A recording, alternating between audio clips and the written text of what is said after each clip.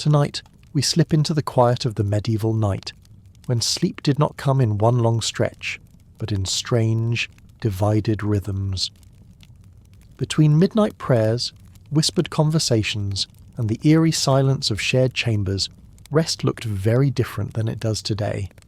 If these glimpses into the stranger side of history help you unwind, think about subscribing and leaving a like.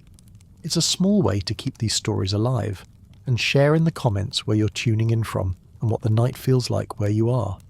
It's always amazing to see how far this community of late-night listeners reaches. Now, settle back, let the darkness close in softly, and let's explore the unusual sleep of the medieval world. Tonight we peel back the curtain on the bedroom habits of people in the Middle Ages, and they were nothing like ours. Imagine a night split in two, with villagers rising at midnight to pray, gossip, or even work before drifting back to a second sleep. It sounds unusual, yet diaries, ballads, and old advice books show it was the norm for centuries. Still, we don't often think about this when picturing medieval nights. So why did humans abandon this rhythm? And what secrets of the body and mind does it reveal about us now? Imagine lying down as the last rays of dusk fade, the world outside your door falling into true darkness. You drift into a heavy sleep, only to wake again when the night is halfway spent. Alert, steady, as if your body expected it. There is no panic, no urge to check a clock, no guilt about being awake. You stir because this is the rhythm you have always known, and everyone around you follows the same pattern. For centuries, through village and city, through farmstead and manor house, this was the natural order of sleep. Not one long stretch, but two. What scholars today call biphasic sleep was once no curiosity at all. At sunset, when candles were too precious to waste and flame too dim to work by, people lay down in clusters under animal hides or woolen blankets. That first sleep lasted for hours, deep and unbroken by stray thoughts. Then, without ritual alarm or rooster, eyes would open. People rose quietly, deliberately, as they had always known to do. Now, we tend to picture human rest as a narrow line. Get into bed, fall asleep, stay there until morning. A clean block of 8 hours, nothing less. But this view is far younger than we realise. Diaries and household manuals written long before electricity speak of a first sleep and a second sleep, as plainly as if we said breakfast and supper. Records describe workers rising with the first glow of dawn after their second sleep, while the night in between contained a separate interval, accepted and built into the shape of life.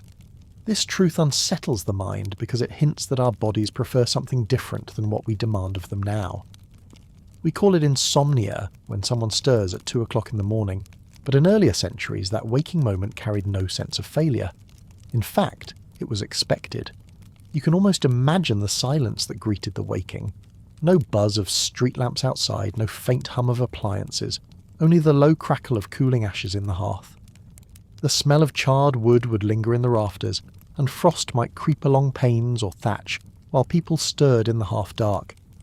Evidence of this pattern surfaces everywhere once you know to look. A diary in one region describes a man wrapping himself in a cloak after his first sleep, to recite litanies by candlelight. A court record in another mentions servants rising from bed between sleeps to check livestock. Prescriptions of certain remedies in medical writings even advise being taken after the first sleep. The phrase is too common to mistake. It was part of daily thought. What makes this more striking is how universal it appears. Whatever small village you imagine, whether its streets were cobbled or muddy, whether its houses were timber or stone, its people cut their nights in two. Before science forced life into a clock's neat divisions, darkness itself was the ruler. Once the sun set, little happened beyond hearth and whisper, so the body slipped into its first sleep with ease. Hours later, when candles had burned low and quiet saturated the walls, a wakeful space opened and no one thought this odd. For those who want evidence outside words, consider the material of those nights. Lamps were meagre, oils dear, and firewood, heavy to gather. Most sat under a dim glow or none at all once the workday ended. Children bedded down at the same time as elders. Whole households might share the floor or a single bed, so sleep came quickly by weight of darkness and fatigue. The first stretch refreshed you enough to stand again at midnight, when no bell marked the hour except the feel of your body's cycle. Now, Imagine yourself in that environment. You lie surrounded by complete obscurity, not the weak shadows we recognise today with street lamps leaking under the curtains, but a blackness that could swallow your hand in front of your face. Then, unhurried, your eyes open in the middle of night and you're not alone in wakefulness. Across the room, your kin stir, cough, tend to a child, or simply sit. The neighbour's dog barks beyond the wall. Life resumes, hushed but certain. When we push against this truth, we betray our modern bias. We consider the night to be wasted unless we are unconscious all the way through. Yet this whole-seamed sleep has only reigned since lamps invaded the streets and gaslight crept into homes. Before that flood of artificial brightness, the two halves of human slumber were the standard. Not a disorder, not a secret. Just the way sleep was fashioned by nature and confirmed by practice. The ubiquity of biphasic sleep cannot be overstated. From peasant dwellings to elite chambers, from shepherds' huts to merchant lodgings, the cycle repeated. The first sleep descended soon after dusk and carried people into the middle of the night. Then came a waking interval that could be brief or long, and after it the second sleep carried them to dawn. To a historian sifting the records, these references appear constantly, scattered like breadcrumbs pointing to a rhythm lost only when machines reordered time. Could it be then that what feels abnormal today was the truest, oldest pattern? The human body, deprived of flickering bulbs and screens, gravitates not to one slab of unconsciousness but to two. The night itself was never barren, and the gap between first and second sleep carried meaning and use. People prayed, talked softly, or simply listened to the night breathe. The pause brought shape to the whole, a joining hinge rather than a flaw. This long-forgotten pattern invites us to re-examine our assumptions about nighttime. If you wake in the middle of darkness now, you may panic, thinking yourself broken. Yet that wakefulness could be nothing more than an echo of past centuries rising in your blood. For hundreds of years, across regions and faiths, segmented sleep was not a curiosity. It was the standard, not just tolerated, but structured into how people lived and what they believed. So we return to that question lingering in the shadows. If sleep was split into two halves, with an interval stretching between, how did people pass those hours when the rest of the village lay still? What did they do in that narrow passage of wakefulness before surrendering to the second descent into dreams? What did families actually do when the house stirred awake at midnight? That space between the first sleep and the second had a name, the watch. It was not a frantic or sleepless hour. Instead, it was an expected pause in the middle of the night, as ordinary to them as breakfast is to us. Imagine lying in a dim room, where embers glow faint red in the hearth, and slowly, one by one, people in the bed or on the floor begin to shift upright. There is no rush, only a quiet murmur of bodies adjusting, of straw creaking under weight, of hushed whispers among kin. The village beyond your door remains still. No cartwheels rattle down a lane, no bell marks the time. The silence is almost heavier than the darkness, a silence shaped by the absence of light itself. And yet, within these homes, life stirs. Parents might slip from the bed, relight a candle stub and begin to busy their hands. This was the watch, and it was devoted to small, deliberate acts. Even without oil lamps or bright flame, they found ways to use this sober time well. Prayer was a common companion of the watch. Households knelt together in the dimness, murmuring softly, voices no louder than the crackle of coals. Religious manuals often urged devotion at these waking hours, treating them as close to sacred, moments when the mind was free of the day's clutter. In those rooms, you would feel both remoteness and intimacy. Remote from the outside world, intimate with those kneeling. Beside you, united in rhythm to something larger than the cycle of labour and rest. But prayer was not the only action. The watch often belonged to practical tasks too. A woman might mend a worn tunic, pulling her needle through rough cloth by candlelight.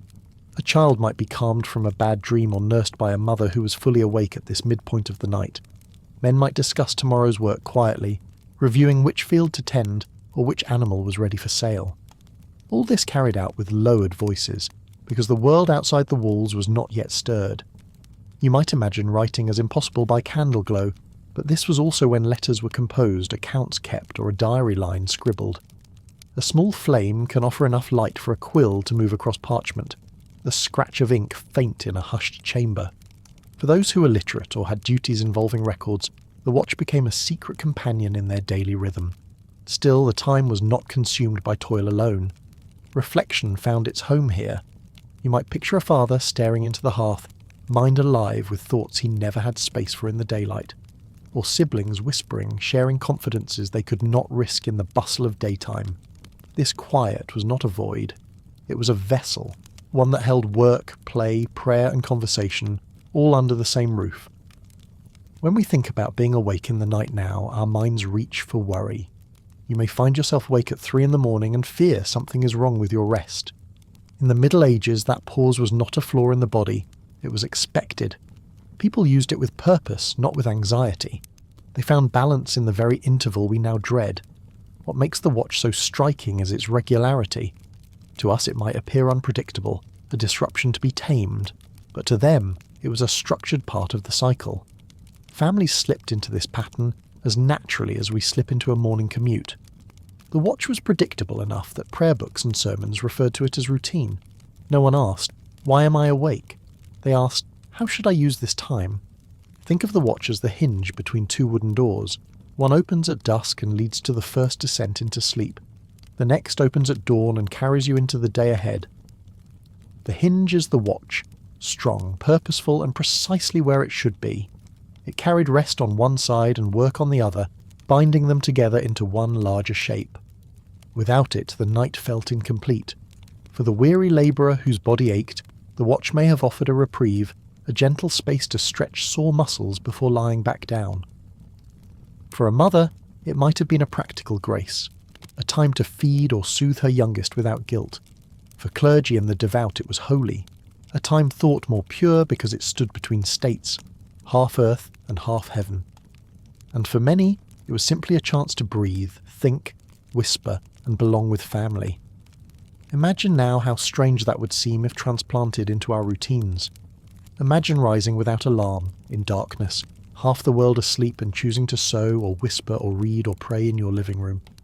Today we might call that restlessness. Yet centuries ago it was one of the most reliable anchors of the night. If you've ever wondered why wakefulness can arrive unasked in those deep hours, this heritage explains it. The watch was once celebrated as productive, reflective, and needed. In fact, sources hint that it was one of the most valuable periods of the day, not in hours of sunlight but in hours of firelight. They treated this wakeful gap as an interval of clarity, where thoughts might rise sharp and focused before sleep carried them away again. The stillness outside made the moments inside all the more intense. Absence sharpened presence. No peal of bells, no market noise, no arguments carried down lanes.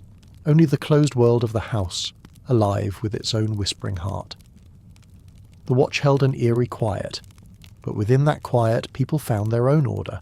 So, when you picture medieval sleep, do not imagine it as one long drop into oblivion. Picture instead this curious balance, two halves shaped by a breathing silence in the middle.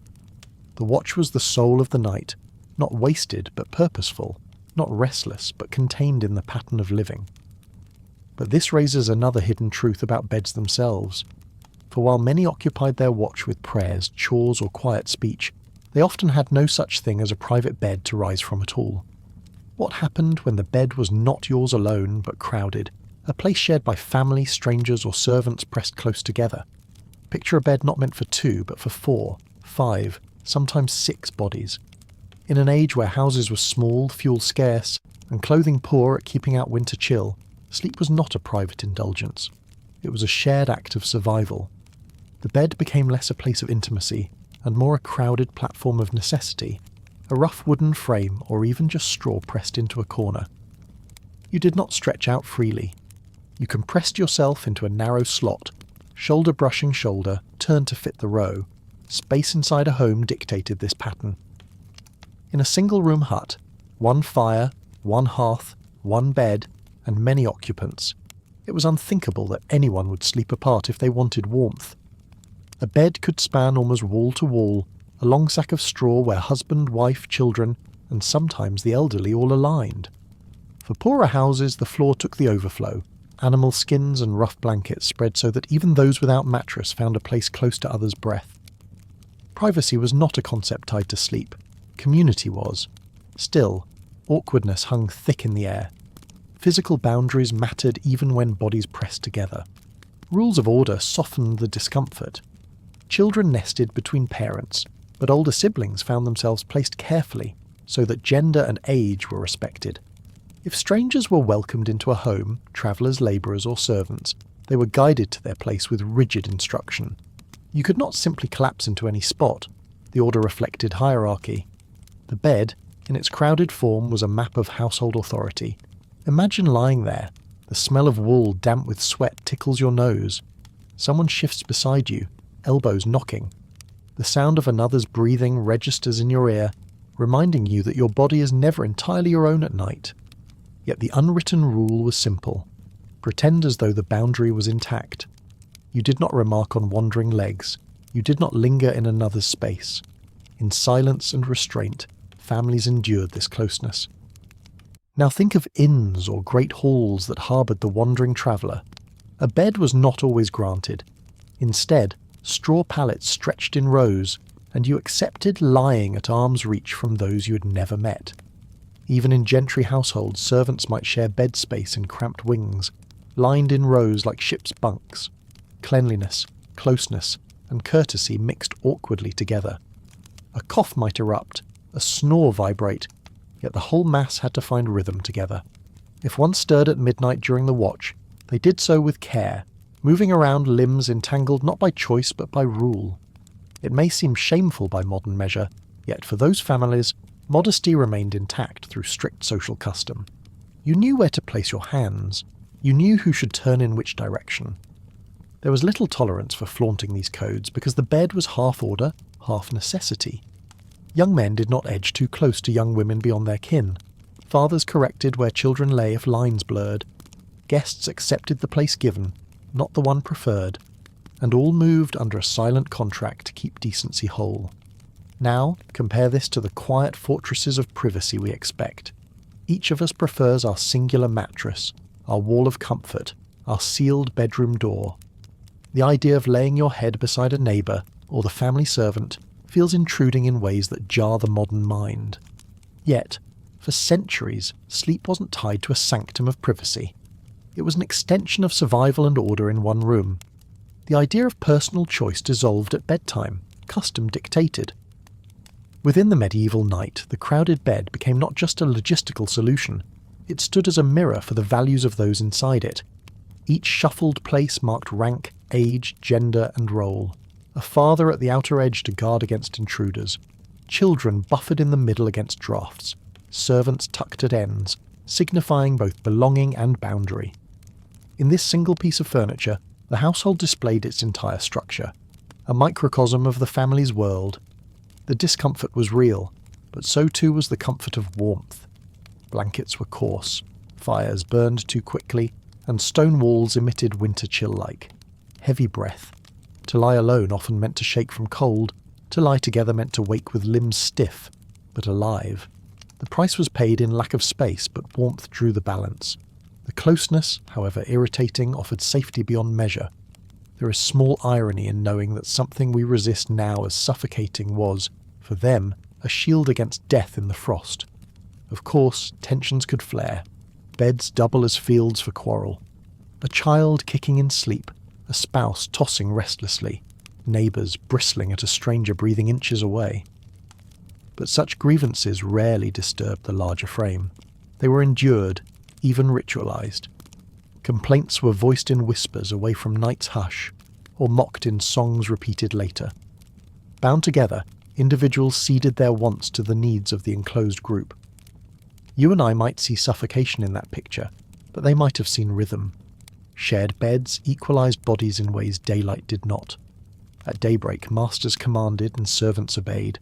At midnight, under blankets, all lay as breathing creatures pressed flat by the same needs. Even if the order of placement reinforced rank, the basic arrangement reminded all of human sameness.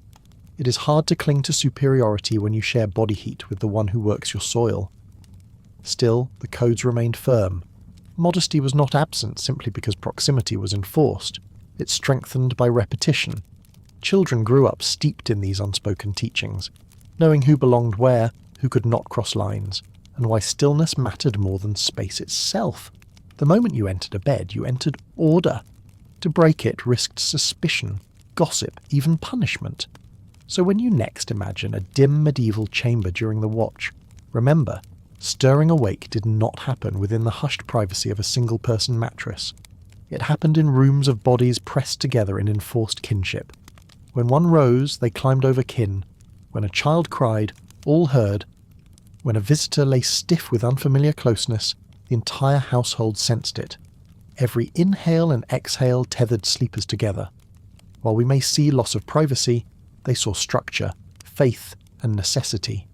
And in this way, shared sleep embodied the entire logic of their world: survival through unity, decency through rule, order through repetition. Beds were not neutral. They were stages where hierarchy performed silently every night, and therein lies the quiet revelation. The crowded bed was not an accident, nor something people endured lovelessly. It was a lived reflection of their world, one that blurred the line between survival and social code. The warmth may have kept them alive, but the composition kept them recognizable. Still, not every midnight stir was anchored in such earthbound pragmatism. Beyond warmth, beyond order and etiquette, many looked to the night as a sacred span, waking not only to mend cloth or guard modesty, but to speak with God when the world outside was utterly still.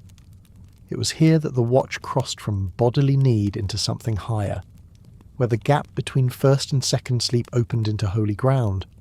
To medieval people, the midnight watch was not just useful, it was holy. The pause between first sleep and second was far more than a chance to check the fire or mend a sleeve. It was time set apart. To rise in the middle of darkness was to meet a threshold, and for the devout heart, thresholds always mattered. The silence of that hour carried a weight no daylight could offer. It was believed that in stillness, when most of the world lay unaware, prayers reached further, cutting through the heavy dark as cleanly as a blade through cloth. Christian tradition shaped these hours with strong hands. Monks across Europe often broke their sleep intentionally. They would rise after only a few hours, not to chatter, not to eat, but to slip into their cold chapels and join voices and chants. For them, the rhythm of the body bent around the rhythm of prayer. Each cycle was punctuated with devotion, as if the night itself demanded song. Imagine boots crunching softly across frost, doors creaking open, and then voices sliding upwards into the gloom of a vaulted hall. No bustling daydream intruded, no market noise carried in from the street, just stone, breath, and litany. This habit was so common in monastic life that it spread outward to ordinary households. Manuals intended for laypeople occasionally advised prayers during that waking gap. These were not idle suggestions, but reminders that the night was never fully your own. If your eyes opened at midnight, there was already a script to follow. The tasks of your body, like stretching or stirring the embers, blended with instructions for your soul. Even the illiterate knew the expectation: when you wake, pray before you lie back down. The alignment of cycles was deliberate. What made the midnight watch sacred was not only its silence, but its in-betweenness. It was neither the end of yesterday nor the start of tomorrow, a moment adrift, untethered, when past and future blurred. For a medieval Christian, those transitional spaces felt alive with presence beyond human view. If twilight marked space between day and night, then midnight watch marked space between sleeps, a rhythm within rhythms. Holy men taught that such in-between hours belonged to God more directly than to worldly concerns. Now think of the contrast. In our time, waking at night can bring anxiety, perhaps dread. For them, it was reassurance. The very fact of stirring was a chance to meet obligation, to take place in a pattern that aligned with the sacred. To rouse was not failure, it was invitation. The darkness was not absence, but stage. To kneel on hard floorboards with chilled fingers clasped was to bridge flesh and spirit. Monks repeated this discipline daily, rising as predictably as tides. Parish priests praised it, urging households to imitate even if only for brief moments. Guides survived, which outlined simple prayers meant for these interruptions: blessings for safety, pleas for strength, petitions for mercy. These were meant to be murmured quietly, so as not to wake those still sleeping, but to acknowledge that the soul owed debt even at midnight. In this way, the cycle of faith threaded into the rhythms of the body, turning biology into liturgy. There are accounts of one clergyman calling this hour the most profitable of all for prayer. Profitable not in coins, but in spiritual return. The mind was thought to be fresher when severed from lengthy dreams, less fogged by business or appetite. The break in sleep left people with a sharper presence, and that clarity could be handed back in praise. What we might label a sleep cycle, they interpreted as evidence that the Almighty structured both flesh and time for devotion. Imagine a village at its quietest hour. Outside lies frozen ground and star-pocked sky. Inside, someone stirs and kneels by the bed, whispering. Another perhaps lights a sliver of candle, smoke rising faint and sharp, the only sign of movement in a resting house. Words trace across air so hushed that a stirring child may hear only the rhythm of breath. Yet within those low tones sits belief, that unseen ears bend closer in this narrow window, that heaven itself leans nearer when the night is deepest. This sense of holiness thickened monastic life even more. To wake in company of fellow brothers, each robed, each grasping a psalter, was to join a spiritual chorus timed not to sunrise but to a clock written into the dark. Bells sometimes marked these hours, heavy irons sounding across walls like a summons. For those outside cloisters, the bells may have woken them too, nudging village and pasture to remember divine rhythm. Sleep, prayer, sleep again, all woven together. The notion of sacred midnight also touched death and fear. It was whispered that demons or ill omens roamed at this hour, but that prayer offered defence. To rise from bed between sleeps was both protection and duty. The same act that warded cold and gave order also kept spirits at bay. In this sense, watchfulness was both spiritual weapon and spiritual offering. The hour stretched both ways, light of devotion pushing against shadow of dread. We should not think of this as cold obligation without feeling. Many accounts mention a deep serenity tied to these prayers. A worship done when the world is still feels different than one shouted among bells and bustle. To speak softly into cavernous dark when others sleep is a form of intimacy few other patterns allow. Not privacy alone, but a consciousness of being placed apart, separated for something higher. This sanctity did not land suddenly, nor vanish quickly. Instead, it bled into family customs, preaching, and even popular belief. Children were taught by watching parents kneel, spouses stirred together, sharing whispered verses before laying down again. It marked households as pious, aligning sleep with salvation. To live rightly meant not only feeding the poor or keeping feast days, it could mean how you punctuated sleep. What seems strange to us, they saw as moral rhythm played out in body. When you think back to that crowded bed, filled with breath and shifting limbs, add now the image of some rising, folding hands and lifting weightless words in darkness. Life and faith blurred seamlessly in that small enclosure. Waking belonged both to household order and divine ritual. A pinched candle might light both needle and scripture alike. Functions crossed without separation. And this layering of the sacred upon the ordinary reshaped cultural identity, not simply private devotion. Midnight became a threshold charged with meaning, a time woven into storytelling, song and imagination. To us those references may seem curious, barely noticed. To them, they carried obvious power. The body's rhythm reinforced beliefs, and beliefs reinforced the kinship of bodies stirring together. It was an endless circle of flesh, time, and faith. This union meant that what we might dismiss as mere accident of sleep took on meaning beyond itself. Daily life, the labour, the hunger, the sweat, did not stand apart from devotion. Even unconsciousness was broken, redirected and sanctified. The ordinary became the site of sacred alignment, and so midnight was more than silence, more than warmth, more than pause. It was an hour heavy with meaning, where practical customs were wrapped within liturgy and devotion. A time out of time, yet central to their world. When we picture the medieval watch, we must see both the needle-stitching cloth and the lips whispering prayers, both the hand feeding fire and the mind feeding faith. This blurred edge, that strange overlap between sleep and sanctity, cast long echoes beyond the cloister wall or family room. It crept into the way people told stories. It surfaced in songs where midnight is mentioned casually, as though every listener would understand the weight of waking then. The sacred split of the watch seeped even into literature, leaving behind lines that make little sense to us now, but reflected their lived nights with piercing clarity. Why do so many old songs and tales reference midnight wakefulness without any attempt to explain it? When you trace the words closely, the answer becomes clear. They were written for an audience who already lived it. A listener in the 14th century or the 17th didn't need a poet to pause and tell them why a character was awake in the small hours.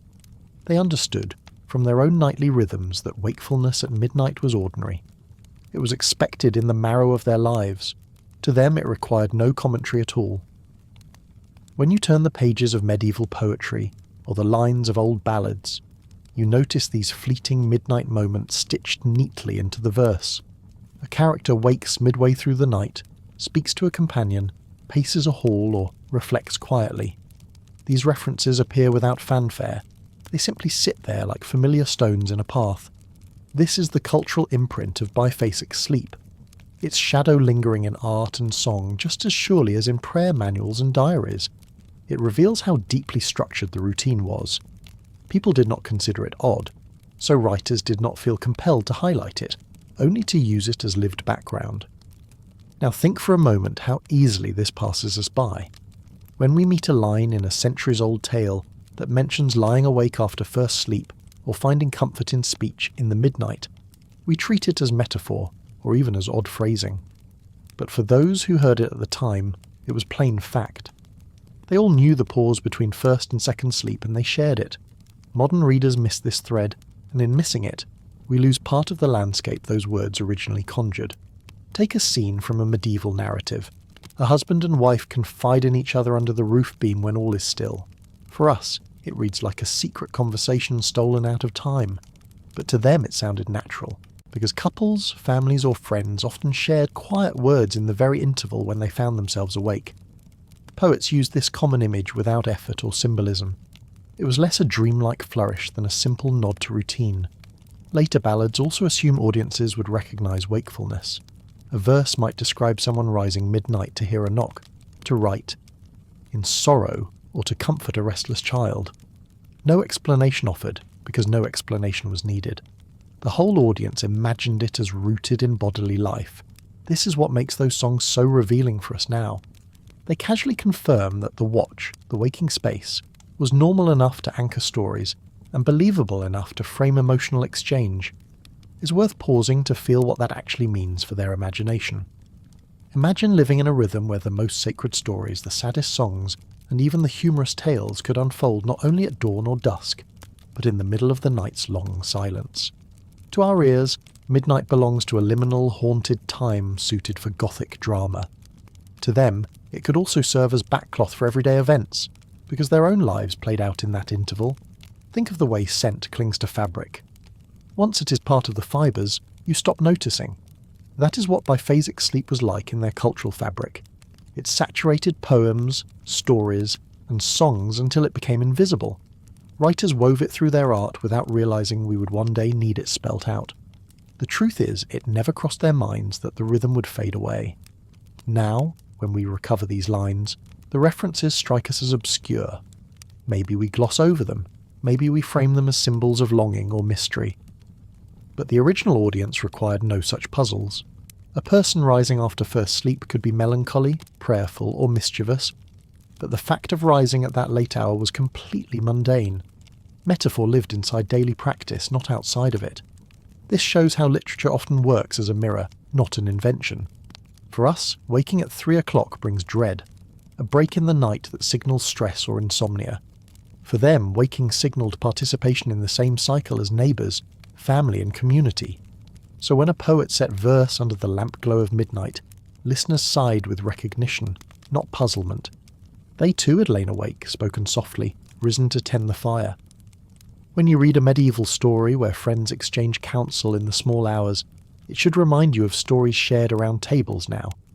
It was their equivalent of confessional talk over coffee, or of secrets whispered in the car ride. It carried weight because everyone had known the silence of that hour, when no marketplace distracted, no rooster yet announced morning. The scene drew emotion from a shared bodily pattern. Even in works from later centuries, the echo endures. Through the Renaissance and into folklore, midnight keeps appearing in casual mentions. People wake, they rise, they encounter spirits or neighbours, and they go back to bed. This rhythm kept echoing long after changes in technology began to press modern sleep into one block. The memory of the two sleeps lingered culturally, even as habits shifted. The important part is that these literary pieces weren't puzzles for their first hearers. They were mirrors of everyday life. What we might interpret as symbolism was simple recognition. The comfort of midnight chat, the tremor of midnight fear, or the warmth of shared counsel in the dark. These were moments tied directly to the lived cadence of their nights. You can see, then, how the everyday shaped imagination. Literature didn't need to invent midnight wakefulness. Life supplied it. To leave it out would have seemed stranger than to include it. This is why so many lines pass without explanation. They reflect a world where the wakeful watch seen between sleeps was natural, almost universal. Picture a fireside singer chanting ballads while neighbours listen. A line slips by about someone stirring in the night, and the whole room nods internally, because of course they knew what it meant.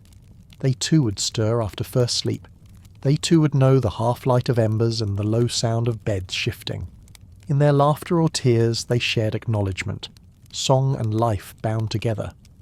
This is what literature offers us, a residue of rhythms otherwise lost. Diaries tell us the names of first sleep and second sleep. Medical notes refer to it as timing for medicines. But art tells us how ordinary people felt in those hours, how they leaned on each other, how they spoke or sang in midnight briefness. The echoes of biphasic sleep stretch through imagination as much as through law or practice, so the casual midnight scene in Chaucer, or the later verses that speak of comfort, moving in the night, only make sense when you place them back into their original world. For them, literature wasn't a crafted metaphor layered upon rest.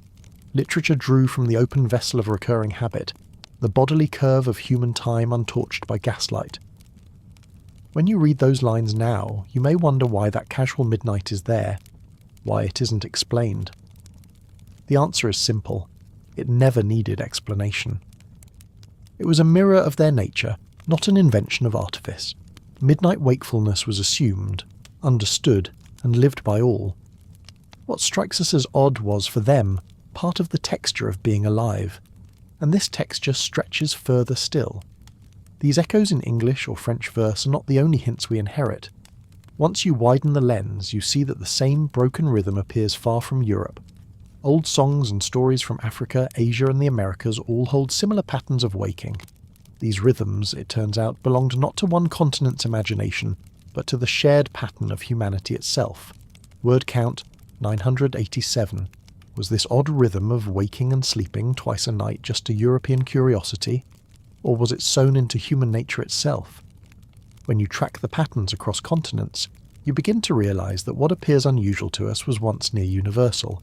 Cultures separated by oceans, climates, and belief systems carried the same cadence of first sleep, waking watch, and second sleep. Names differed, stories differed, but the rhythm was the same hammering beat in the body. In France, the division was spoken of as premier somme, the first slumber of the night. Anyone hearing that phrase knew a second must follow. In Italy, primo sonno marked the same thing, the earliest plunge of darkness when rest began. Neither phrase required explanation, because to those who used it the meaning was common sense. When a neighbour mentioned their primo sonno, they weren't trying to be poetic. They were naming the first half of a standard night. Now let the map extend further.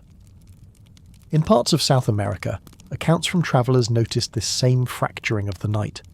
People slept early, woke freely, and then returned to bed before morning. They mark that gap not as anxious intrusion, but as another piece of the night's structure. When retold in letters or journals, these rhythms sound strikingly like the European habit, though the words differ. You begin to hear an underlying harmony, different languages, shared tempo. The same applied across Africa. In agrarian communities without artificial light, villagers rested early, rose again, and then slept until dawn.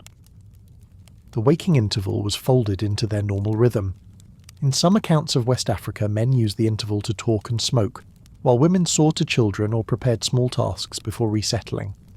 The cycle wasn't labelled strange, but simply woven into the thread of the day. Where darkness ruled, first and second sleep followed as naturally as breathing in and out. Asia shows echoes too. Before urban electric lamps spread, rural households went to bed early, woke around the midpoint, and then finished their rest near a sunrise. Even here, words describe the stretches as though they were separate units. In different tongues across the continent, you can find casual references to first sleep and second sleep spoken without ceremony. Everyone understood what was meant. These practices endured particularly where daylight governed labour, shaping when fields were tended or animals fed. What stands out in all these places is not the difference, but the sameness. In every region, the human body submitted to the arc of light and dark, warming to fire and cooling to shadow. When electricity and industry had not yet remade the schedule, sleep rhythm mirrored nature's clock. Night arrived, bodies rested, bodies rose, and then bodies rested again. This was no quirk of Christian monks or medieval villagers. It was a human pattern recognised widely across the world. Imagine this as the drumbeat of our species. One strike for first sleep, a pause, full of low, muttering voices, chores or prayer, a second strike for final sleep carrying us to daylight. The sound of that two-stroke rhythm repeated across huts, stone houses, longhouses and tents alike. Geography shifted the details, but the basic score remained the same. Think about how powerful that is. While people fought wars, raised children, hunted and built cities under banners of difference, their nights resembled each other.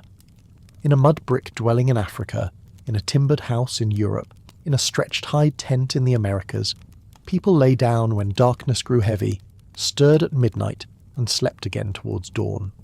These are not accidents of culture, but reflections of biology, repeating itself across landscapes.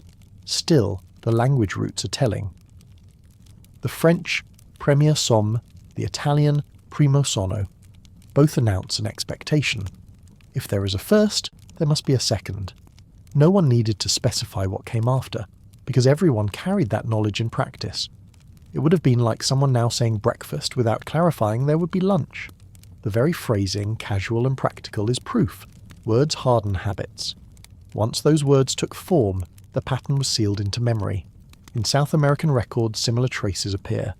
Observers noted villagers falling to sleep early after sundown, waking for an hour or two, and then sleeping again before morning work. Some described it as time for storytelling, others as time for checking the fire or tending animals. The striking thing is not the detail, but the repetition of structure. Early sleep, wake, morning sleep. The trifled tasks in between only confirm that the watch was recognised and used across the globe. Still, you might ask, could all this be coincidence? Perhaps. But when evidence emerges in regions where night remained unlit by mechanical lamp, the recurrences seem far more than cultural accident. What we are seeing is alignment between biology and environment. Darkness presses, body sleeps, body rises half-rested, body sleeps again. Men and women across vast distances moved according to that same cycle. Coincidence feels weaker an answer than adaptation. The rhythm knit itself not only into daily work, but into ritual and storytelling, as we've already seen. That too transcends Europe. In various places, myths mention heroes or spirits arriving in the midnight interval, figures encountered when mortals rose between sleeps. The body's own stirring became the anchor point for cultural imagination. Every continent shaped tales around that single waking moment. This global chorus should shift how we interpret our own nights now. If you have ever blinked awake at 3 a.m, it is tempting to imagine fault. I cannot sleep properly. Yet countless generations across continents did exactly the same, saw no error, built customs around it, and wrote words that assumed it. What feels like flaw is, in reality, a quiet inheritance. Seen this way, the two-sleep rhythm is much more than medieval eccentricity. It is a human adaptation to darkness itself. Where electric wires had not yet cut into the sky, our species curled into the same broken rest, over and over, for hundreds upon hundreds of years.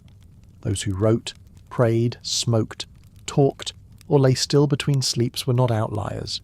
They were obeying one of the most consistent biological habits known to us. The mini payoff here is simple but important. Segmented sleep was not bound to one time or people.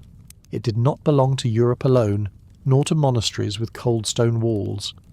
The arc of first sleep and second sleep appears everywhere human life was ordered by natural light. It belongs to us all, not as accident of culture, but as natural rhythm. So, we have seen that evidence across continents confirms the same split night. But a deeper question presses now. Was this rhythm merely custom repeated widely, or does it lie written into the body itself? Could science uncover in modern people the old signal of first sleep and second sleep? Could research show that this habit remained hardwired in the human frame, waiting under the glow of our lamps to reveal itself once more? What happens when modern people live in medieval lighting conditions? Take away electricity, dim the lamps, and let darkness rule the night. Suddenly, the body shifts in ways most of us never expect. This was not speculation but observed fact when an experiment was carried out in the 1990s. People, ordinary volunteers, were placed in controlled rooms where no electric glow carried them past dusk, and no artificial glare carved open the night. What followed was remarkable. Without instruction, without a word spoken, their sleep fell into two distinct halves. This was the rediscovery of the first and second sleep rhythm. The experiment did not tell participants when to lie down or when to rise. Darkness itself dictated behaviour. Once deprived of buzzing bulbs and late-night activity, these volunteers drifted naturally to an earlier bedtime. Hours passed, the first sleep firm and deep. Then, midway through the night, they woke, not restlessly, not tossing or turning, but calmly alert. They sat in darkness for a while, composed, sometimes even serene, before lying back down into a second stretch of slumber until morning. The pattern repeated with stability as nights went by. Lengths of rest adjusted, but the core remained the same. A first block of sleep, a watchful window, then a second block. Each segment lasted a few hours, with the intervening wakefulness steady at about 1 or 2. Light exposure changed everything.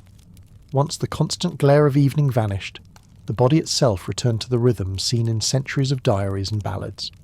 The science revealed what history suggested, that this division in the night was not a cultural quirk, but something rooted in circadian rhythm. Think of it like sound waves echoing in a chamber. You imagine you are hearing one note smooth and solid, but then the vibration splits, showing the overtones hiding underneath. So too with human sleep.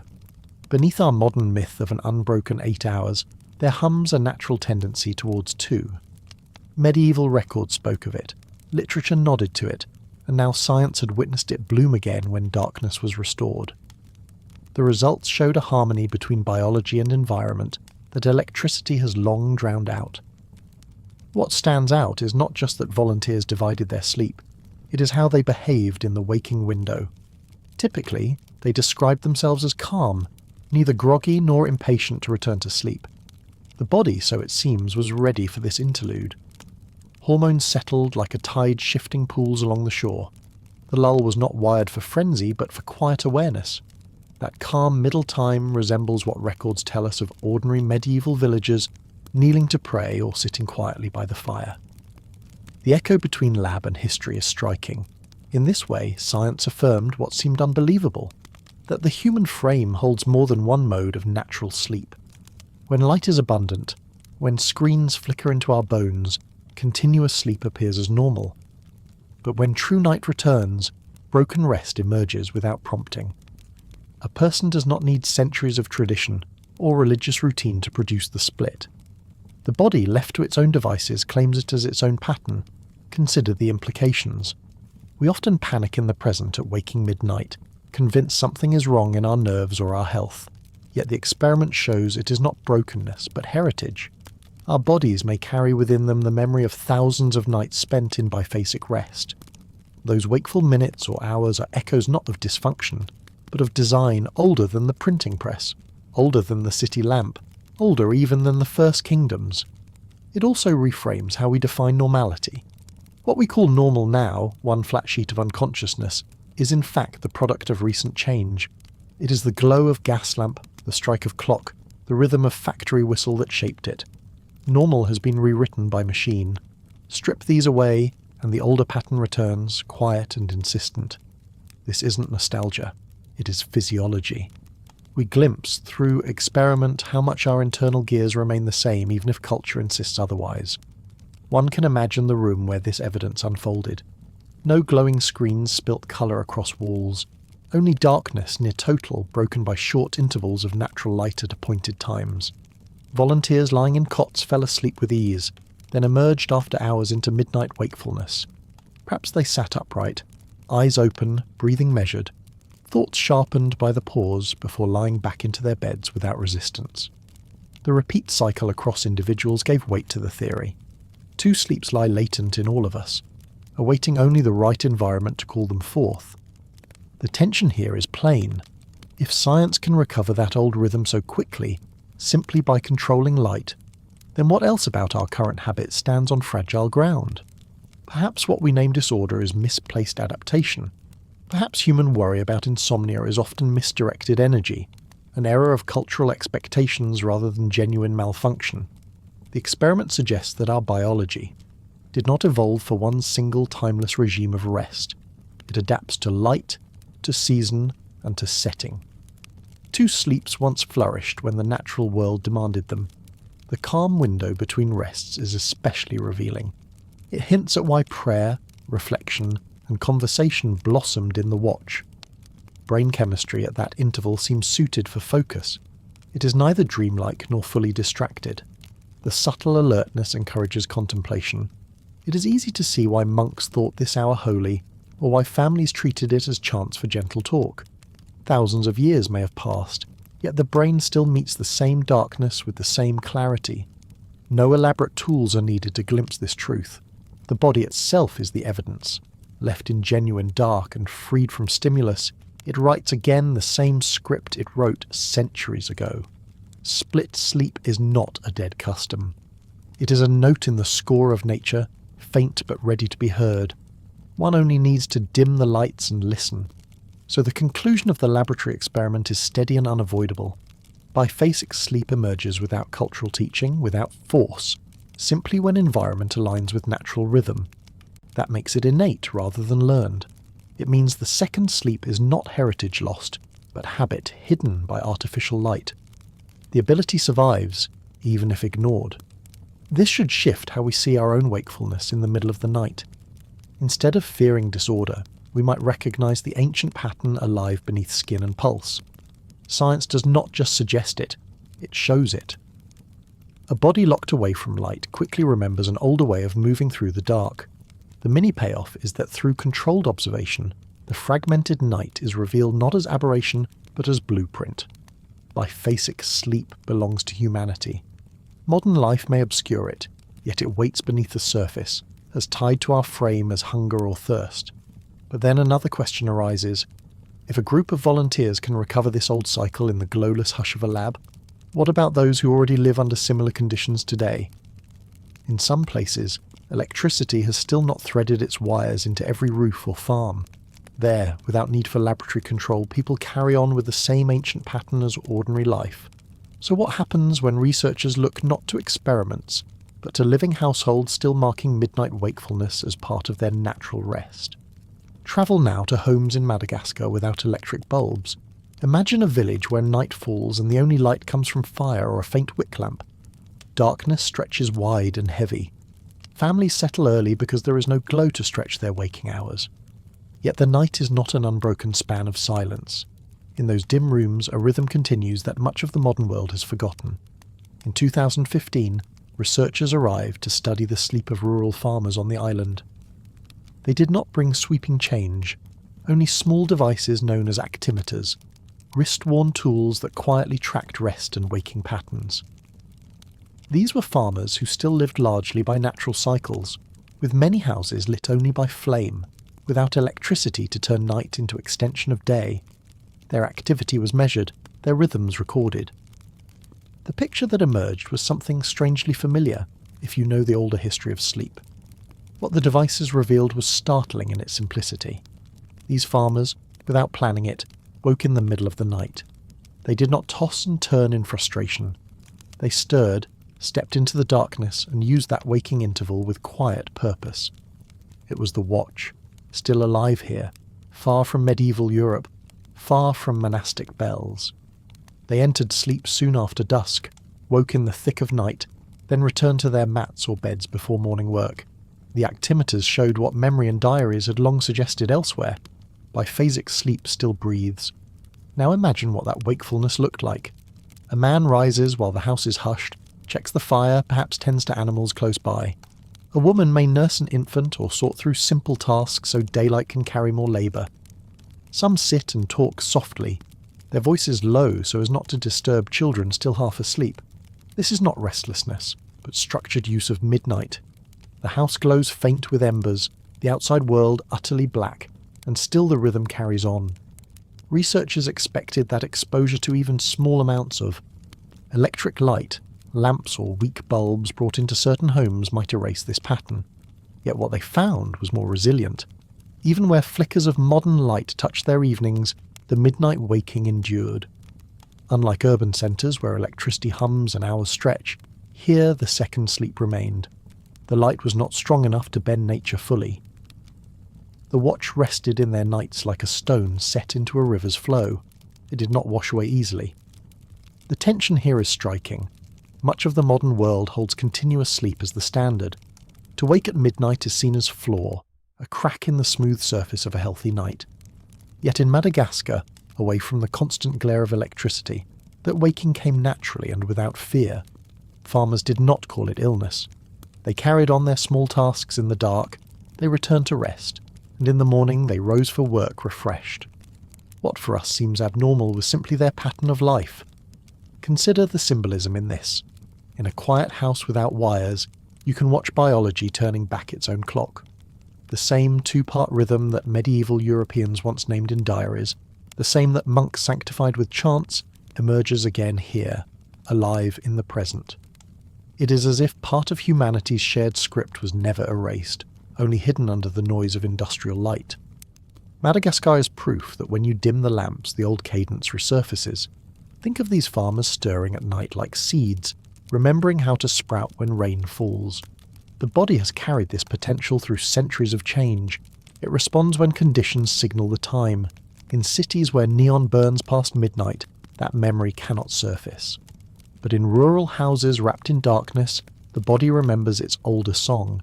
Sleep, wake, sleep again. The actimeters leave little room for doubt. The measurements trace the cycles clearly. An early rest, a break near midnight, then another rest before dawn. There was not one flat block of slumber, but two arcs bound together by a calm watch. And what mattered is that the people did not resist it. They used it. Some tasks may seem small. Rearranging tools, tending to animals, short prayer, a few whispered words, but within them lies continuity. They lived what ancestors on distant continents once lived every winter night. Still, in this intersection of tradition and encroaching modernity, a question lingers. For how long will the pattern hold? As more households gain regular electric bulbs, as markets stay open later, as radios and televisions fill the dark with chatter and light, the pressure grows to flatten sleep into one stretch. Society will call that progress. But it also means losing a rhythm bound to body and environment rather than wire and switch. The Madagascar study offers a window, a glimpse of what remains when we pull back from relentless brightness. It shows that biphasic sleep is not an old myth, not a quirk of medieval diary entries, but a biological rhythm still thriving when night remains dark. That survival is almost eerie. Centuries of industrial life may erase much from memory, yet here in rural farms the body ignores the march of modern sleep expectations. It bends to the older pulse. For us, hearing this has its own quiet power. If you rise from bed at night, anxious you are broken, remember the farmers of Madagascar. For them, that waking is no error, no trouble. It is simply part of being human under a sky unpierced by endless light. Their lives show how resilient biphasic sleep remains, when given the conditions that shaped it across millennia.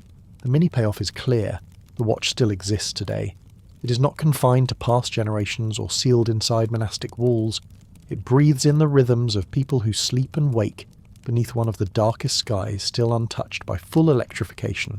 A reminder that within us the older sleep waits, patient. So we ask the next question. If segmented sleep is so natural and enduring, why has most of the world abandoned it? What new pressures carried us away from the ancient rhythm and into the unbroken stretch we now treat as normal? How did centuries of habit vanish within a few generations? For as long as memory served, people spoke casually of first sleep and second sleep, knowing that midnight waking was natural. And then, almost suddenly, the pattern faltered. At the heart of this shift came two silent forces, light and labour. Both grew stronger during the Industrial Revolution, and the world's nights were changed more than its days. Imagine a town street before gas lamps arrived. After dusk, the dark was whole, broken only by a few lanterns swaying in doorways. Evening lasted as long as a bundled candle, and few could afford to waste wax. Bed was the only destination once eyes strained in the dark. Then gasworks rose, and flame piped through iron lamps lit the streets with pale glow. For the first time, night was not blind. Shops stayed open later. Taverns pulsed longer. Conversation and work pushed beyond the limits of dusk. In homes, families began stretching that first block of rest forward. Rather than retiring soon after sunset, they lingered awake, using light to claim more hours for activity. The shift seemed minor at first, an extra hour here, another there. But by bending the start of night, they compressed the time left for the second sleep. The midnight watch, which once carried natural reflection, now shrank into a restless gap inside shortened slumber.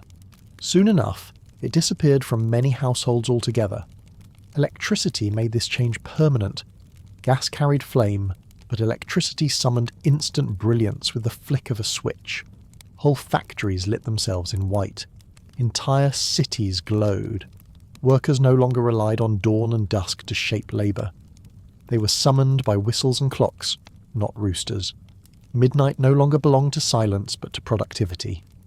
Waking between sleeps had no place in this order. Think of it as stitching fabric too taut. The cloth of the night once had a seam, a natural fold marking first rest, watch and second rest. As light stretched the cloth tighter, the seam smoothed out. By the late 19th and early 20th centuries, the fold was gone. Continuous sleep took its place, praised as efficient, modern, healthier even, though history showed otherwise. Work shifted expectations too. Factories did not sympathise with rhythm. Machines demanded punctual operators, trains demanded strict timetables, offices demanded alertness through standardised hours. Employers wanted workers who rose once, not twice, who slept in one span, who conformed to the rhythm of shift bells, not body memory. Families slowly aligned with this demand. A house that once accepted midnight talk and prayer began to treat it as nuisance. Parents urged children to stay in bed. Doctors began pathologizing middle-of-the-night waking. What had been ordinary became rebranded as trouble. By the turn of the 20th century, even literature lost its casual nods to midnight waking. Ballads and diaries written a few centuries earlier assumed shared recognition. Now that recognition was fading, writers no longer spoke of first and second sleep as common practice, and readers would not have understood if they had. Within the space of only a few generations, a rhythm carried by centuries of bodies dissolved into memory. Still, imagine how sudden this was on the scale of human history. For millennia, men and women slept in halves. Their words stitched the pattern into record after record. Then within 2 generations, electricity and industry rewrote the night. A habit older than cities themselves was recast as weakness. How striking that such endurance could vanish with such speed. To see this change from another angle, picture a factory labourer leaving work at dusk. Gas lamps flare in the street, children still playing, neighbours still at market. The urge to rest is smothered by light and noise. He arrives home, eats, and only retires around midnight. The first sleep has now begun hours later than his grandparents ever imagined. By 4 or 5, morning approaches. There is no gap for a second sleep, only a truncated rest before labour calls again. Over time, this became not exception but rule. The cycle of expectation hardened. Doctors began to speak of normal sleep as continuous. Employers rewarded punctuality and energy that assumed a full block of unconsciousness. The image of proper rest shifted toward 8 unbroken hours, and those who woke at midnight felt effective rather than aligned with ancient practice. The narrative of sleep itself was rewritten by light and industrial need. But let us not misread this as pure improvement. What was lost was not only time but a way of knowing oneself. The midnight interval had offered space for quietness, prayer, talk, or thought. It had allowed the day to unfold in 3 acts: labour, first sleep, watch, second sleep. By removing the hinge, life leaned heavily on endless labour and one slab of unconsciousness. Reflection shrank. Time itself grew tighter. Still, many accepted this as progress. Lamps meant literacy could grow, factories produced more goods, families enjoyed entertainment later into the night. Nights became arenas of productivity and profit, not mystery and interruption. In this light, the older way seemed quaint, even backward. Few mourned its passing.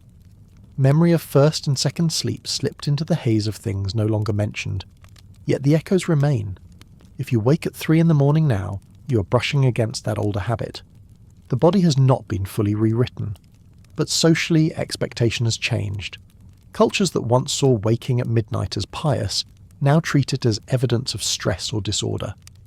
The power of repeated discussion, confirmed by doctors and teachers alike, has made the single sleep pattern feel timeless, when in fact it sits only a century or 2 old. By the early 20th century, the second sleep was all but gone from common practice. Diaries ceased to mention it. Medical texts ignored it. Children grew without learning the phrase. A rhythm once universal became archaeological, preserved only in manuscript and experiment. In the brightening world, waking at midnight became a private shame. The mini payoff here is stark.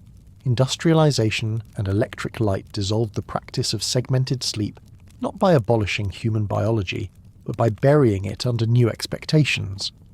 By stretching evenings later and compressing mornings earlier, society closed the gap where watchfulness once lived. The second sleep did not fade because it no longer fit the body. It faded because it no longer fit the machine. Now, with this knowledge heavy in hand, the question touches closer. What does this vanishing act mean for us today? When you stir in the night, is it really failure? Or is it your body remembering a rhythm the world forced it to forget? Do you ever wake up at 3 a.m. and feel dread creep in, as though something is wrong with you? The digital clock glows red in the dark and you count the hours until dawn. You toss. You wonder if you will be exhausted tomorrow, and every moment awake feels like theft from the night. That unease is modern. It thrived because we were taught to expect one long, unbroken slab of sleep. Yet for most of human history, that waking would not have frightened anyone. It would have been normal, expected, almost comforting. Now, consider the contrast. Today, sleep experts, alarm apps, and wellness guides all preach that good rest means 8 neat hours without stirring. The pressure to obey this standard is unrelenting. If your body betrays you by waking midnight, anxiety takes hold. But the body may simply be reaching toward an older rhythm, one with roots sunk deep in centuries of human life. Waking at night was never abnormal until light and industry forced us to think otherwise. In earlier centuries, those same minutes would have been filled with prayer, small work, or whispered conversations by firelight. But here in our world, continuous sleep is displayed as the ideal. We look at the clock, see a gap in the cycle, and panic. The irony is heavy. What feels like disorder proves to be tradition. The waking interval, remembered in diaries, songs, and even in people alive today without electricity, reveals itself as a pattern, older than the modern idea of normal. When you wake at night, you share that moment with countless ancestors who did the same. They woke at midnight not in alarm but in acceptance. Think of the feeling as standing in an old house and hearing the floorboards settle. You do not panic at the creak because you know it is simply part of how the house breathes. So it was for the human frame. The wakeful watch was the body settling, a pause before the rest of the night carried on. The unease we feel now is not born from biology, but from expectation that no stir should break our rest. Knowing this history offers a quiet comfort. Instead of seeing wakefulness as failure, you can treat it as participation in an ancient cycle. The pause belongs there. It is not a crack in your health, but continuity with the past. Imagine the relief of recognizing that countless people lived their whole lives with such pauses and thought nothing of it. They prayed, they reflected, they mended, they spoke. Then, they slept again. Their lives were not broken by it. Why should yours be? Psychological ease can grow from this realization. When you think your body betrays you at night, you turn against yourself. The mind loops with worry. If I cannot sleep, I am sick. I am failing. But when you reclaim the pause as ancient design, the loop loosens. You see wakefulness less as an enemy and more as a shadow of inheritance. That shift changes everything. Stress disappears, and sometimes, once freed from fear, sleep itself returns more easily. This is more than comfort. It reshapes how we think of time and silence. The midnight waking offers a moment to step outside the roar of daily demands. In medieval villages, this was when people prayed or spoke softly. For you, it can hold similar weight. Instead of fearing lost time, you might fill it with a book, a thought, a whispered line. That way, the pause returns to what it once was, a space for reflection, not an error. The truth is that our biology never fully abandoned the two-sleep pattern. It lies beneath the surface, ready to emerge in the absence of electric glow. Experiments showed it. Villages without lamps revealed it. The body remembers. What changed was expectation. Society began to mark any stir at night as problem, and so fear grew around that natural break. Once fear took root, the watch felt abnormal. Yet strip away the electric hum and the anxiety, and the old cadence slides back into place. Imagine how different your nights might feel if you carried this knowledge. Instead of lying in the dark fighting yourself, you understand that you're not defective, you're not ill. You're sharing in a rhythm that endured from farms of Africa to monasteries of Europe to huts of the Americas. The waking is not lonely when you picture thousands of generations who stirred the same hour, feeling the same quiet breath. You can even reframe how you use those minutes. Rather than rolling for hours, you might sit, breathe, or simply rest your eyes. Allow the pause to exist. Treat it as a hinge, not a crack. This reframing can soothe the nervous mind. When you no longer label the waking as loss, the fear dissolves. And often, after acceptance, sleep returns easily. Sometimes not. But even then, you rest in knowledge that you fit an ancient pattern. Nothing about you is broken. Now, reflect on the peculiarity of time. A culture that once praised midnight as sacred now treats it with alarm. But bodies have not rewritten themselves. If one person, or many, wake at 3 a.m, they are not straying from human design. They are aligning with it. The shame attached to our wakefulness is a cultural invention, not a biological rule. 3 things arise from this recognition. First, your night isn't a battle, but a rhythm. Second, the watch is not your enemy, but a natural pause. Third, you are never strange for waking. The label of insomnia often masks a deeper lineage of segmented sleep. By claiming it as your heritage, you rob the night of its terror. The broader comfort lies in knowing that nothing inside you is malfunctioning when the pause arrives. You're simply doing what men and women have always done. What matters is how you frame it. Fear shortens the night. Acceptance deepens it. That choice belongs to you. When you open your eyes at 3 a.m. and hear the low hum of silence, remember that this very moment links you with centuries of watchers before. So the mini payoff is exact. Night wakings are not failures of rest. They are echoes of an ancient rhythm. They are fragments of a tradition nearly forgotten but still alive in you. Learned opinion and glowing bulbs may try to persuade us otherwise, but the body carries its own record. And so, the medieval night still breathes within us. The quiet waking, the pause, the return to second sleep, they all linger, waiting behind closed eyelids, patient as ever. Beneath our glowing lamps, the body still remembers the darkness that shaped it. The pause at midnight, once for prayer or talk, lingers as a quiet inheritance you might still feel. What we call broken rest is often proof of memory more ancient than the clock beside your bed. If you enjoy journeys into history's hidden patterns, subscribe and share this video. It helps keep the past alive in strange and human ways. Tell me in the comments if you've ever woken naturally in the quiet hours of the night and wondered whose footsteps echoed there before yours.